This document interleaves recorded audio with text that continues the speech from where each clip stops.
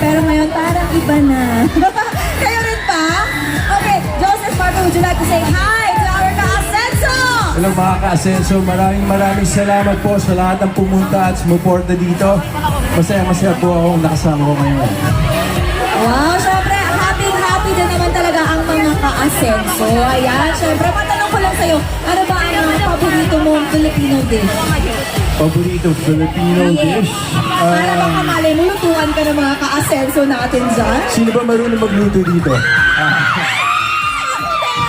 Kasi mahali, ano ba? Alam mo, siguro para sa akin, adobo tsaka fried chicken. Perfect, adobo fried chicken. Syempre, di ba ang adobo, saan pa ba kayo pupunta? Sa Nutri-Asia lang. Dapat gamitan natin yan ng Gato Puti Soy Sauce, Gato Puti Vinegar. At syempre, sa inyo namang fried chicken, ano pa nga ba? Ang UFC ba mga kitchen? Ayan, o siya, sige na. May gusto ka pa bang sabihin sa ating mga ka-Asenso? Yes, of course, sa lahat po ng mga hindi pa bumibili dyan, iniimbitahan ko po kayo na pumunta na po sa Nutri-Asia booth at bilhin ang mga paborito niyong produkto. So, magkita-kita po tayo doon. Pupunta po ako doon. Dito tayo doon, ha?